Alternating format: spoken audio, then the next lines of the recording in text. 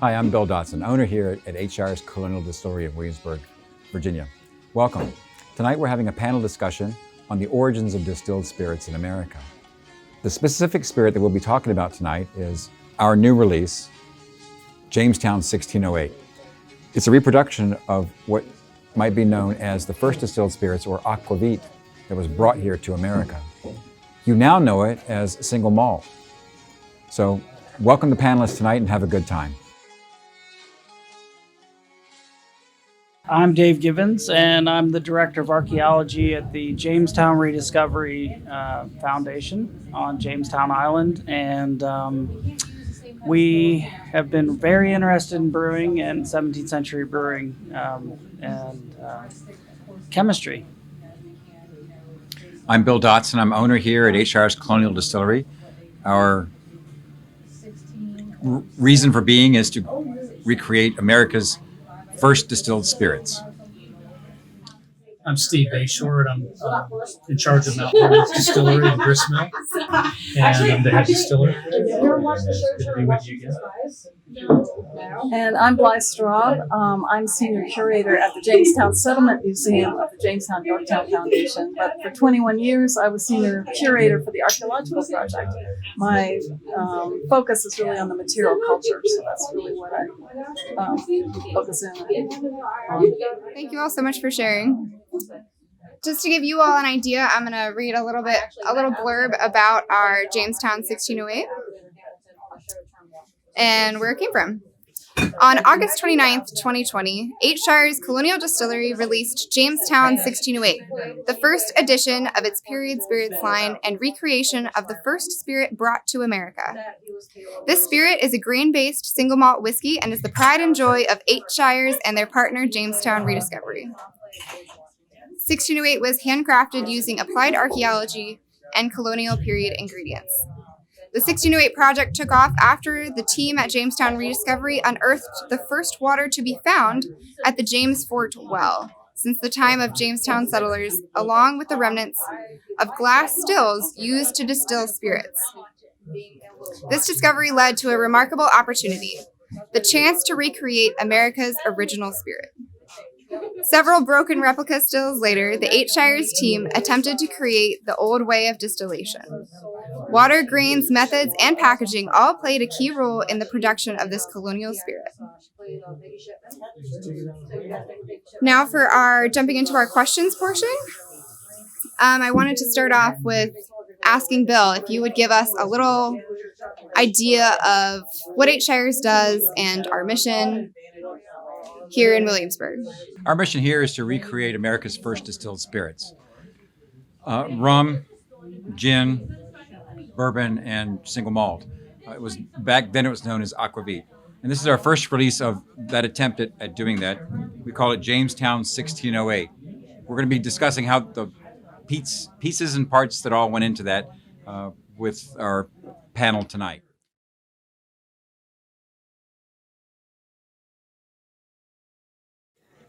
The project there really started in the late 1990s with archaeology because Washington's distillery had burned down in 1814, some 15 years after his death. And so Mount Vernon took over the state park with the restored gristmill there and did archaeology and realized there was enough here to rebuild it. So it was rebuilt between 2004 and 2007. Our initial goal was to be an educational institution that we are. We never thought we'd make a lot of whiskey, and then in 2009 we made a batch which was sold in 2010. It was unaged rye, they didn't barrel age them. And when it sold out in 3 hours, our executive director Jim Reese said, you need to figure out how to make more whiskey. So it's built year after year like that, and we make about 1,400 proof gallons a year in 2 or 3 runs that are pretty small by craft distilling standards. But the nice thing is over time the whiskey's gotten better and better, and so we do barrel age, so it's not all unaged rye, because we're selling into a modern market. So we have several products and brandies that move quite well now, and we're able to keep it in stock more just because I think the early days there was a bit of a rush on it because it was been 200 years since any of that was around, just like what you're doing. So people are interested in the history, they're interested in what was consumed then, and if you can make it as authentically as possible, they're interested in that. And but again, I used to joke that we were just glad in the early days that distillate was flowing out of the still. And now we really care about what we're doing with fermentation and distillation and make it as good a spirits as we can. So it's come quite a long way since you were up there some years ago.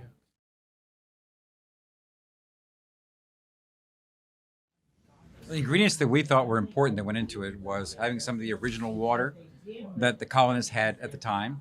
The material they would have brought over would not have probably been made here. It would have been made in Europe by one of the distillers there. But all the ship's captains, starting in the late 1500s, the first ships came over were, help me out here, the first ships that came over were... Not the Nina, the Pinta. 1587. Yeah, the 1580s Roanoke, that Bly's actually on that project. Yeah. The first came over actually had ships manifests that included aquavit. So we imported malt from England, the oldest varieties that we could find to try and reproduce the malt. We had the water that David had dug up from the 1608, what we call the 1608 well at Jamestown. They had to cover it back up after they gave us the water. And we went to reproduce a period bottle that would have been used, which took some hard research on our part. I was going through pictures and found this one picture of a guy drinking his medicine from a square bottle and go, well, there's got to be more than just this one picture, which we found Bly to kind of go, well, how did they drink it at the time? So it was the still that David had discovered, the water from Jamestown Rediscovery, the bottle, and the malt from England. So all those were the ingredients that went into it. The first pieces that we were able to start to put it together were pieces of a still, and I was actually found out that to create the spirit, we had to make beer first. So we saw a magazine article about research into the first beers made in America that were made at the Jamestown colony settlement, and how they were trying to recreate the yeast that was used by taking samples from the bottoms of the wells that they had discovered. When I saw the article, I followed up with the magazine writer who helped me find David here, and that led to a discovery. They really did have stills back there.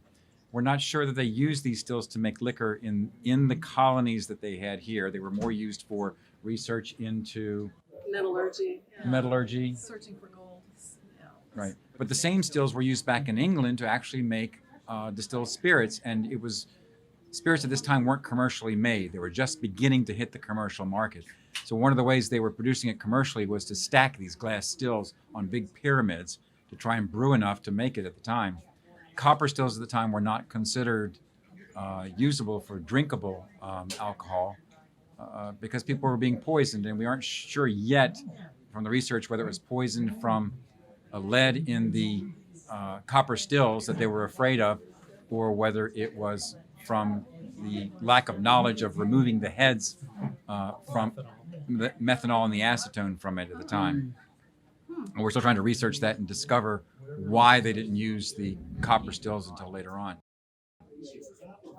Well, actually, early on, distilling was such a small procedure, and it was usually done by women In the household. in the household. And so they were small stills, and they would prepare like medicinal, what they considered medicinal substances, right? You know, and so it really wasn't until much later that men got involved. Became more of a scientific endeavor.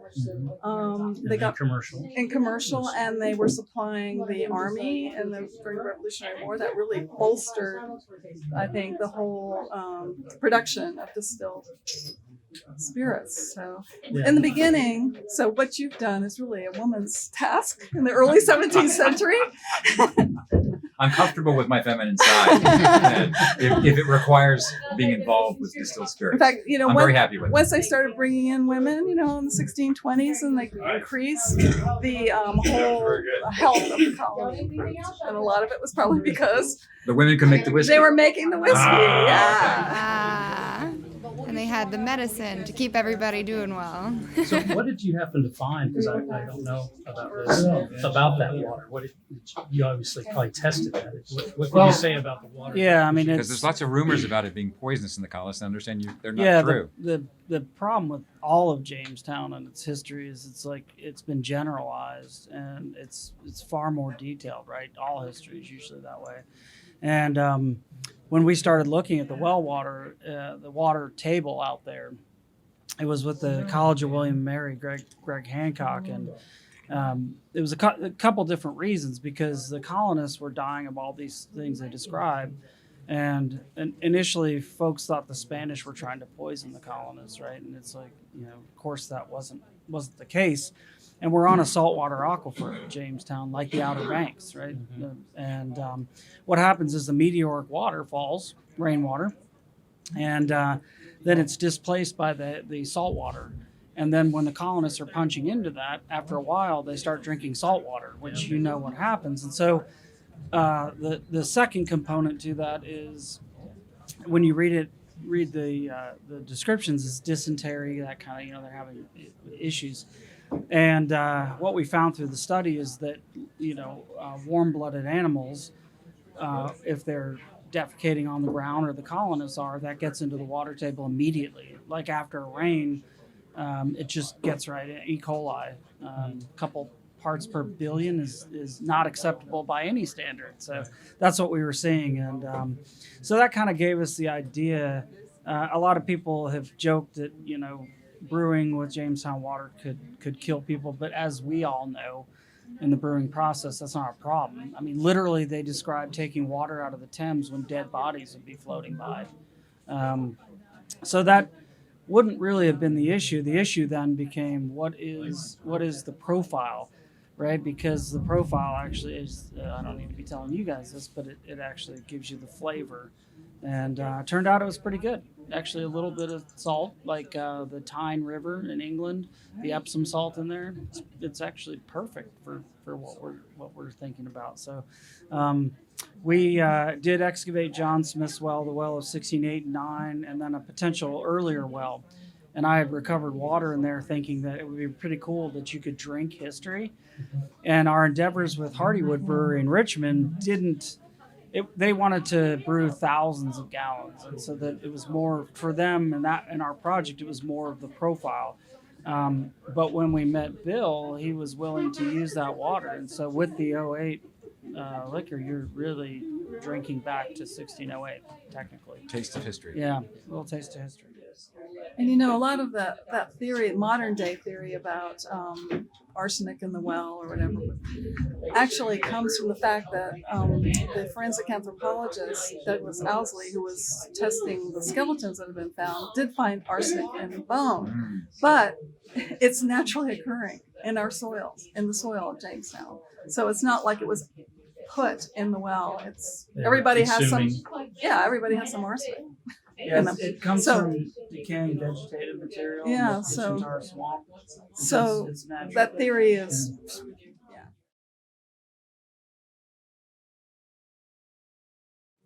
Well, we think that the colonists at the time would have thinned the aquavit down with the local water. And so that's why we kind of reproduced that process to say, let's give you a real taste of history with the actual water from the well in a method that we think they would have used at the time.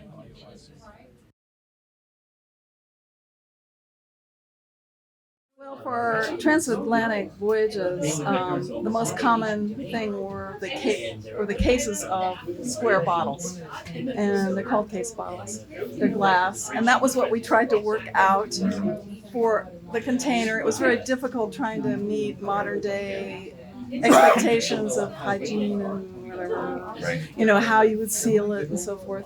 But we found thousands of those at Jamestown, and a number of them were actually sealed with a lead collar with a cap that would screw on, screw threads.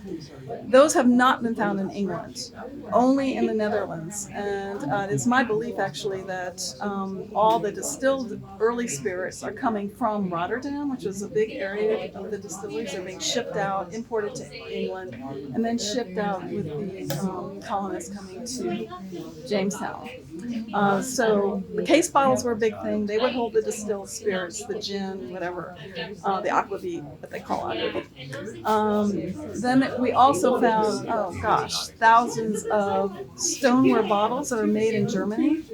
They have little faces on them and medallions. They're called Bartman jugs. And they most likely carried wine because in the 1650s, when the English finally get around to making a globular-shaped glass container for alcohol, it's mimicking those Bartman jugs, and those are wine bottles that they're making. Beer would be sent in barrels, probably, for the most part, and we know that it didn't always survive the voyage. It wasn't always in good shape when it got. People complained that they got sick for drinking bad beer. So wine would preserve better than beer, and aquavit would be even better than that, for a drink. So it would be. We know that the first guys went through their alcohol very quickly. We know that from what we found archaeologically, all the Bartman jugs and the glass bottles, and they complained that they actually had to hide the sack, which is a fortified white wine from Spain or Canary Islands, that they had brought specially for their communion service. They had to hide it because that was being consumed as well. So, yeah, in the early time period, it was quite miserable for the guys because they ran out of their alcohol very quickly, and there wasn't a new shipment coming in. John Smith complains that every incoming ship is a floating tavern, and the mariners on board can exact high prices for beer, food, all kinds of stuff. And half of the stuff the mariners stole from the supplies on the ship before they land. They actually stole supplies from what was meant for the colonists, and then sold it back at twice its value. It's called an East India increase. They're used to that with the East India Company. So it was quite miserable for our first colonists. So they got established, produced their own products. Right. Which took quite a few years. It did.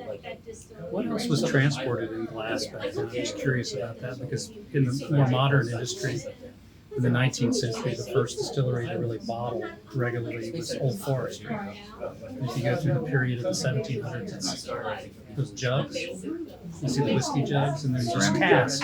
Yeah, and then casks. So I don't know a lot about bottling of spirits at that 17th century. See, England was not really making bottles until the mid 17th century. Glass bottles, that is. So, yeah, it was all the distilled spirits from the Netherlands, as far as I know. That was it. There may have been some medicinal substances in glass vials, the rounded bottles with the long necks.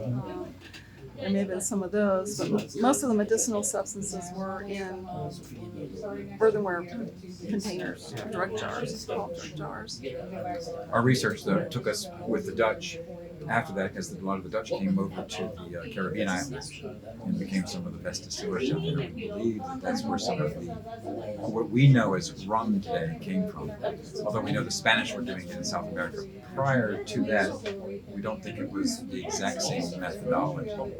The Spanish were using full cane sugar syrup. Yeah, that's the same sugar cane. That's what you need, right? Yeah. For that. But the Caribbean distillers were using the molasses that was left over there.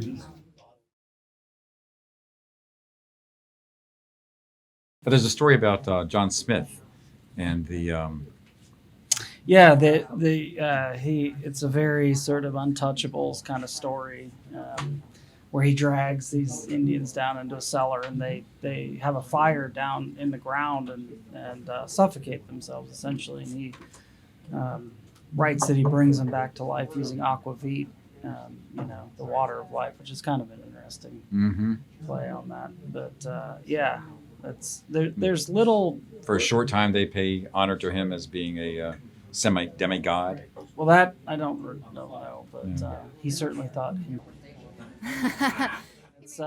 It's interesting how little is mentioned about brewing, and the equipment we have obviously may have been used for other things. And something to point out that artifacts that we dig up have many lives.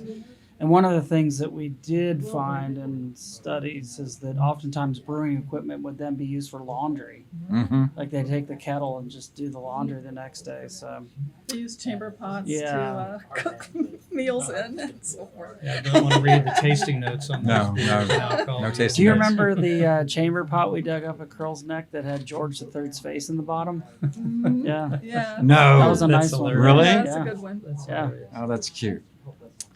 There's another story we had of during the Revolutionary period of the Green Mountain Boys, where it's rumored that the night before they went to take fort at Ticonderoga, they would always go to the same tavern for their battles and get good and drunk. Well, the night before Ticonderoga, they ran out of the regular wine wine, beer, the alcohol that they would drink, and so they fortified it with it was apple wine they were drinking, apple cider that they would drink and get drunk on, and they fortified it with rum the night before, and they got so drunk that night they decided they were going to start over that night rather than the next morning, according to the orders that they had. And Sounds like a great idea. they got there that night and banged on the door, and the commandant came in his jammies to the door and said, "Take the fort, it's yours. I'm going back to bed." And so if you're familiar with the battle at Fort Ticonderoga, I think it was a pivotal battle in the Revolution, because they got the cannons that they could wheel down to defend the Boston Harbor, That's right. and which made a major difference in who was going to win the Revolution. And I think it's way underpublicized. So, in my opinion, rum is the reason that we have our independence. That and Henry Knox being pretty steadfast in dragging those Those guns cannons through the on mud. sleds Yeah. in the snow, get them down there. Pretty amazing story. Yes, it is. Trying to get him down the hill. Well, you know, in the French and Indian War, Washington wrote for supplies of alcohol on the frontier because that was just so important to an army. Yes. But he also wrote and requested a chaplain to come as well, because he said the men on the frontier, without that sort of, have the ration, but have some sort of balance to that, because there was also in the towns before they went further west a lot of taverns. Mm-hmm. So they were trying to keep them in fighting shape, because it wasn't just that, but also illness, as you all know. There's so many troops who are unable to fight, and if everybody's over consuming, that doesn't lead to too good of outcomes Too on good the a battle, battlefield. yeah. But they didn't eliminate the British rum ration really till the 70s, right? The 1970s. Yeah, British that's Navy. right. Red Tot Day Yeah, is what it's called. yeah, went that far. So Yeah. And the sailors were quite disturbed by that, from Yeah. what I understand. long tradition. Yeah. You need your grog. You need There's your another grog. project, grog. We actually serve a version of grog here, but the original version I don't think anybody wants to drink. Well, he's got the data on it, so you're good to go. The data Do on I? grog? You've got data on I grog? figured you did. No, I don't know. The original grog, as we understand it, was simply a dash or two of lime or lemon, whatever they had at the time, with some sugar and some water mixed in with it. A placebo effect. Sort of, just Yeah. enough to give them their vitamin C. Okay. Oh yeah. Is what it was. Scurvy, So, yeah. to keep away from the scurvy. And that was the original grog. So some people here want to drink that grog, and I'm like, you won't enjoy that very much, because it's bad water and bad rum and rotten lemons and Well, you got to be authentic sometime, right? of course, yeah. Drinks of the age. Well, as we wrap up our discussion, I just wanted to ask if you all had any other thoughts or things you wanted to talk about with Jamestown 1608, the special reason we're here, before we open the floor up to some questions. I just think it's cool that, we all study the past and we have different things we do in life, but it's like we live in today, right? And so we study that past and bring it into a project like this. It's pretty amazing, because I think a lot of academics wouldn't cross over to that sort of project, but I think it's absolutely phenomenal. And I thought it's a pretty cool project. Well, I wish you'd give us more water. We only had enough water from him that we could sprinkle it and flavor quite a few bottles. So it's a very limited edition if you're interested in it. Awesome. More thoughts you want to share? I just think it's a fascinating project to pull from that far back in the past of this continent to find what you found in the research, and then bring it full circle. It's a lot. It's a very unique project. So it's It's been a lot of fun. Yeah. Yeah. we learn so much from reenactors and people who take on the garb of the past and sort of are actually like using the weapons and so forth. What you've done with the alcohol, it's really informative. It's good. It was interesting to break two stills too. Well, that's where our artifacts come from. That's right. That's why they're in the ground and not. Experimental archaeology. So you recreated an early industrial accident. as Yes, well we as did. making You should have aquavit. buried it in a We're- trash pit. Might have found out where you know. OSHA came from. At least you weren't on fire when you did it. You did good. We did good. Yeah. Yes, we did. Thank you. So our 1608 project, as we've recapped here, was a combination of 4 items. Water from the original 1608 well that the colonists would have used. Malt from Europe as would have been used at the time period. Glass stills as we were able to reproduce from the time period, shards of which were inspired by the ones found at by the Jamestown rediscovery down in Jamestown. And what am I missing here? The bottles, recreating a version of the case bottles that we actually found in a picture of the period. That we could. It's interesting because I want to touch on that before we go. The sealing that they would have had at the time was rather interesting. I asked Bly what they would have sealed it with. And she says, well, if they got liquor in it, they would have just stuck a stick in it and walked home with it. And I was like, no, you're kidding me. But then she went and she said, no. That's what they did if they didn't have a top for it. If they had a top for it, it would have been one of the lead, like she said, the lead screw-ons. And I asked her, I was like, lead? Doesn't alcohol leach into alcohol? And we were both kind of mortified at the time by the thought of what And it would have done. corks could not be flushed to the top of the bottle because they didn't have the corkscrew invented yet. Right, to pull it And you out. wouldn't be able to get it out. Right. Yeah, so the cork would always be up like you have it. That's good. Yeah, and wax seal. Tied And down and well. this is cool Tied what down. you did here with the little printed glasses. They're decorative, but also because you eat food with your hands and they're greasy, and that's to keep the glass from slipping out of your hands.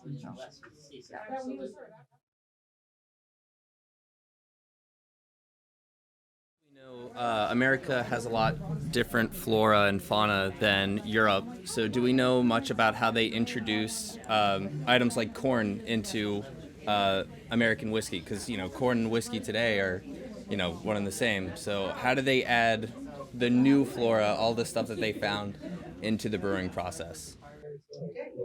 well, I don't know about whiskey particularly, but early on, they tried to make beer using what they say the Indian corn, and it worked. I mean, because they had no success with the other method because their mash or whatever, the heat was not good or something, right? And so, Yes, Yeah. the grains cook quite differently. Yeah. So American corn, it was hard to work with because you had to heat it up above temperatures they were used to using for the malt enzymes to work, and then bring it back down to actually get the sugars to go into solution. So there was some discovery that went on among the early colonists before they realized they had to cook the corn first before they added the normal European ingredients that they added into it. But the hard part about doing some of our research is we went back to European beer making. And if you ever go back into the research, don't be confused by the word corn. Corn in British English means grain. Corn to them, corn, what we call corn, is actually called maize. maize. So if you were a proper American, you would call it maize or Indian corn. We would never refer to it as corn. Yeah, what Bly was referring to, they actually made beer out of Indian corn, and it worked, and they reported back that it was actually very efficient. So we tried to make some beer out of Indian corn, and we malted it, and it oxidizes very quickly, the sugars, and so it tastes like cardboard. And so if you've ever had beer it's got rice or some of the other like corn, and it has that slightly cardboard taste. That's why. So the students drank it, 5 gallons of it very quickly. But yeah, it's As students will different do. different kind of thing. Thank you. Oh yeah. Yeah, I have a question. So when you distill, I know that there's the first 10%, last 10%. which is usually I think like methanol, right? Right, heads, hearts, and tails are the proper names. Right. And I know now methanol has lots of applications for cleaning, setting things on fire, whatever you want to do with it. Did they use the waste, or was it just waste? One of the projects that we're researching right now is when did they discover they had to separate the three parts out? At what time period did they? A lot of the discoveries that we've seen in the literature are that different people discovered different parts of distilling at different times. There was some literature that goes all the way back to Egyptian times for them distilling. And the question is, do they know to separate it out at the time? We still haven't found the exact time period where they were able to define heads, hearts, and tails out of it. We know that by the 1700s, they had an idea, but we don't know when during the 1600s they were able to separate it out. There's where some of the confusion of it comes up as to where they contributing the poisoning to the lead in the copper or to the methanol acetone that comes out in the heads. To give you a definition of it, the heads are generally methanol and acetone. The hearts are the ethanol that we all know and love, and the tails are all the larger alcohols. There's 9 major alcohols that come out when you distill in it. The wild thing about it is it's turbulence in the still that gives you some of the flavors to it, as to how much of each of those you want to mix into it. So there is some other components in the heads. There's ethyl acetates and others that come out in the heads too, but it's predominantly methanol and acetone. But some of the flavors come out by keeping a little bit of that and keeping a little bit of the tails in there is where you get the best flavored whiskeys, not just taking the ethanol out. If you just kept the ethanol, you'd have what's it called? Everclear. Yes, thank you. You'd only have Everclear. Well, how much good does Everclear do you? It's just vodka when you add water to it. There's no flavor to it.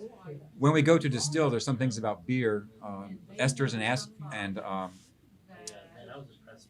and Chuck, help me out here. Esters and at the bakery. Esters and aldehydes. Esters and aldehydes that come out into it. Those esters and aldehydes will actually ruin a beer. This is my beer man right here. He loves to make beer. Esters and aldehydes actually create sour beers, not the kind that you drink, but real sour beers that actually destroy the beer. But when you distill them, those esters and aldehydes and some of those long alcohols that come out or shorter ones in the heads and tails actually combine to make wonderful flavors in liquors that you don't get from the beers. We do is take like the mash run. We'll take the heads from that day, and the next day of mash, the heads will go in the still, and then we take another cut. So it's like we call it mash boost. So it's high proof, but you're going to make another cut to make sure you pull that out. Make sure you pull it out. Right. We like to do it more with the tails rather than the heads. We have to keep the heads out. It's the different distilling styles. You can see right here, 2 of us sitting together doing colonial. Yeah, and then the tails is always a choice of how far down you want to go, because like with brandies, there are things in the tails notes that you want. Yeah. But you're also running against the clock. If it's like garbage in, garbage out. If your run is still too low, what's going back in from the tails is going to affect the overall flavor of the batch. People don't realize how small it takes to ruin the whole batch. Yeah, so we've taken over the years to cut those tails much higher than we used to in the early days, just to preserve those hearts as best we can. And so the question comes up is, what do they know in the colonial times to cut?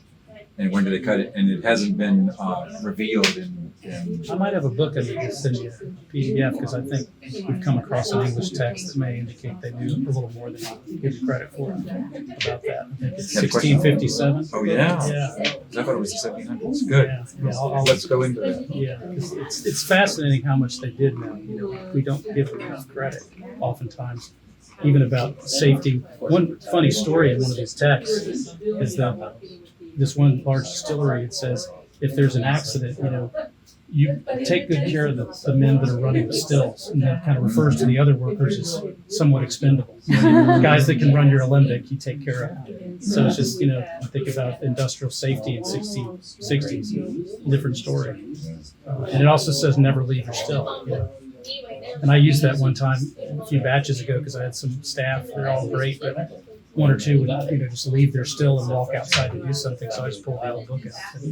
This is from 70. You don't leave your still. If you have to go out, just tell somebody else you're headed out and stay on because we're wood fire. So you have to be there. You can't dial it in. Well, let me check the live stream and see if we have any questions from the live. Oh yeah. Oh, we got another question. Go ahead. You're speaking to the mic. It's actually for David and Bly. Let's see. My study's in the 1607 time frame.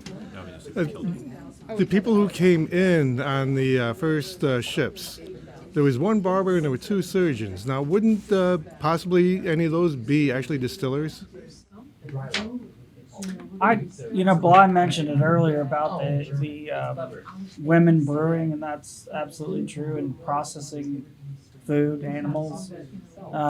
So I think that I think largely today we're sort of out of touch with producing food and distilling and things like that. So I think that the soldiers at James Fort probably could have pulled off some kind of brewing. We had an apothecary yeah. too, and the apothecary would be more likely to be a person who'd be producing things from plant substances, distilling. We found pieces of fuming pots where they would throw in herbs and spices and burn them, and that was supposed to be cleansing the air, that kind of thing. So the concept of the colonists being somewhat running around in gunny sacks and just not being dumb, stupid, and choosing the wrong place has just been it's been debunked over the past quarter century. And one of the things, especially with the recently, for example, we were looking at the renders for the 1617 church, the plaster renders, and the gentleman at NIST commented that he hadn't seen that kind of plaster work since Roman times. And these guys are coming straight out of guild systems in London, and they're being projected into the new world in these strange places. But they are at the top of their games. A lot of them, soldiers and surgeons, as you mentioned, and apothecaries. And so, I think they could have pulled something off. Okay, thank you. Yeah.